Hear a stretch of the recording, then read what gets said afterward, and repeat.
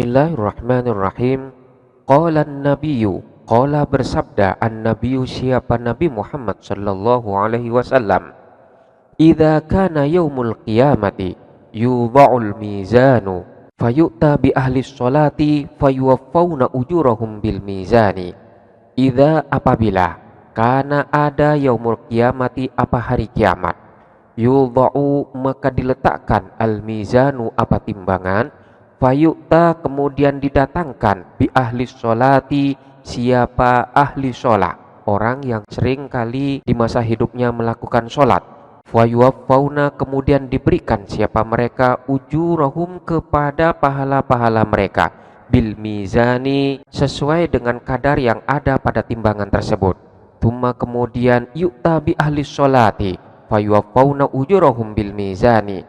Tuma, kemudian, yu'ta, didatangkan, bi ahli shaumi, apa orang yang senantiasa melakukan puasa, fayuwaffawna ujurahum, fayuwaffawna, kemudian diberikan siapa mereka, ujurahum, kepada pahala mereka, bil mizani, sesuai dengan kadar yang ada pada timbangan. Tuma, kemudian, yu'ta, didatangkan, bi ahlil balai, siapa orang yang seringkali terkena bala, terkena musibah, la yunsabu lahum mizanun, la yunsabu, tidak ditegakkan, lahum, bagi mereka, mizanun, apa timbangan, wala yunsharu lahum diwanun, wala yunsharu, dan tidak dibentangkan, lahum, bagi mereka, diwanun, apa catatan amal, fayuwaffawna ujurahum bighairi hisabin, fayuwaffawna, kemudian diberikan siapa mereka, ujurahum, kepada pahala-pahala mereka, bighairi hisabin, dengan tanpa hisab, hatta, sehingga, yatamanna, berangan-angan, ahlul afiyati, siapa orang yang selamat, lau, seandainya, kanu, ada siapa mereka, bimanzilatihim, berada pada kedudukan orang yang selalu kena musibah ini, min kathrati thawabillahi ta'ala, karena banyaknya pahala yang diterima dari Allah subhanahu wa ta'ala. Nabi Muhammad sallallahu alaihi wasallam pernah bersabda, ketika hari kiamat tiba, maka timbangan itu pun diletakkan, dan kemudian orang-orang yang ahli sholat di masa hidupnya di dunia, mereka itu kemudian ditimbang. Selanjutnya mereka pun akan diberikan pahala-pahala sesuai dengan beratnya kebaikan dan pahala yang ada pada timbangan tersebut. Kemudian didatangkan pula orang yang suka berpuasa di masa hidupnya. Selanjutnya mereka pun diberikan pahala sekadar berat pahala yang ada dalam timbangan tersebut. Selanjutnya didatangkan pula ahlul bala, orang yang semasa hidupnya seringkali terkena musibah. Maka pada saat itu untuk ahlul bala ini tidak ditegakkan timbangan. Artinya mereka itu tidak perlu ditimbang dan tidak pula dibentangkan catatan amalnya. Artinya catatan-catatan amal yang dilakukan mereka semasa hidup di dunia tidak dihisap. Selanjutnya mereka pun diberi pahala dengan tanpa hisap. Sehingga orang-orang yang selamat tadi, baik orang yang ahli sholat, orang yang ahli puasa, dan orang-orang yang selamat selain di antara kedua golongan ini, mereka pun berangan-angan, seandainya aku berada pada kedudukan ahli bala ini. Kenapa mereka berangan-angan semacam itu?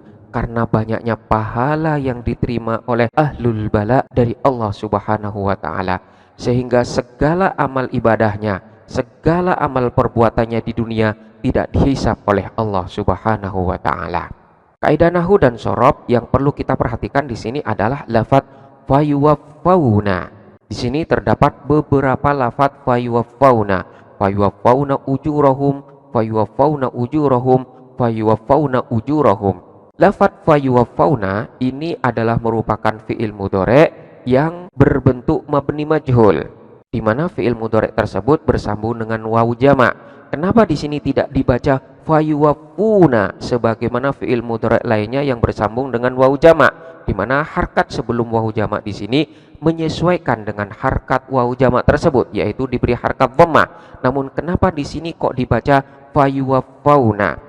Sebenarnya sebelum huruf waw ini terdapat huruf alif yang dibuang, di mana ketika fi'il mudhari' ini bersambung dengan wawu jama', maka di sini bertemu dua huruf yang sukun, yaitu sukunnya alif dan sukunnya huruf wawu.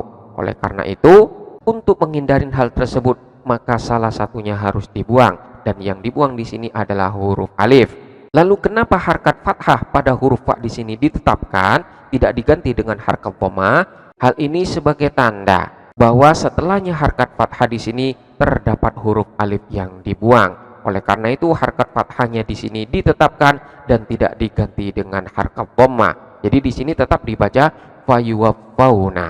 Selanjutnya kita perhatikan lafaz laukanu bimanzilatihim. Lau di sini adalah huruf syarat yang maknanya sama dengan huruf insyartiyah, di mana di sini butuh kepada fiil syarat dan jawab syarat. Fiil syaratnya adalah lafaz kanu dan jawab syaratnya ini dibuang. Takdirannya adalah laukanu bimanzilatihim lafarahu. Lau ini adalah huruf syarat yang tidak menjazmkan kepada fiil syarat maupun jawab syaratnya. Sementara jawab syarat yang dibuang di sini bisa berupa fiil madhi, bisa juga berupa fiil mudhari yang diberi nafi. Manakala jawab syaratnya di sini berupa kalimat fiil yang tidak diiringin dengan nafi, maka kebanyakan jawab syarat tersebut diiringin dengan huruf lam. Oleh karena itu di sini takdirannya adalah laukanu bimanzilatihim la farahu. Farahu di sini berbentuk fiil madhi yang tidak dimasukin oleh nafi. Oleh karena itu di sini diiringin dengan lam, la farahu. Wallahu a'lam bissawab.